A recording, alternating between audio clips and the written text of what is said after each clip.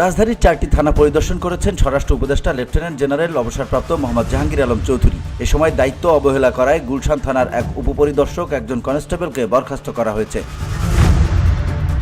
বৃহস্পতিবার ভোরে রাজধানীর মিরপুর, দারুস সালাম, আদাবর ও মোহাম্মদপুর থানা পরিদর্শন করেন স্বরাষ্ট্র উপদেষ্টা। ধুলো, ময়লা ও ক্ষতিকর ধূলিকণা থেকে নিমিষেই মুক্তি দেয় চৌধুরী এয়ার পিউরিফায়ার। এর শক্তিশালী সাকশন ঘরের কোনায় কোনায় লুকিয়ে থাকা সকল ধুলা টেনে ফিল্টার করে এবং বের করে আনে নির্মল ও স্বাস্থ্যকর হাওয়া।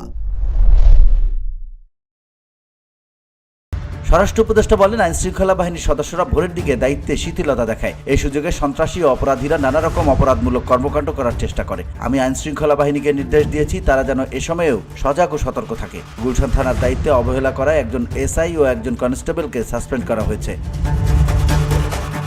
তিনি বলেন, জনগণ যাতে নির্বিঘ্নে ঘুমাতে পারে ও নির্ভয়ে চলাফেরা করতে পারে, আইনশৃঙ্খলা বাহিনীকে সেটা নিশ্চিত করতে হবে। আইনশৃঙ্খলা পরিস্থিতি মনিটরিং করার জন্য বাহিনীর পাশাপাশি মন্ত্রণালয়ের অফিসারদেরও দায়িত্ব দেওয়া হয়েছে। তাছাড়া ফোর্স ও টহলের সংখ্যা বাড়ানো হয়েছে। যারা আইনশৃঙ্খলা পরিস্থিতির অবনতি ঘটাচ্ছে তাদেরকে আইনের আওতায় নিয়ে আসা হবে। VOD Bangla news desk.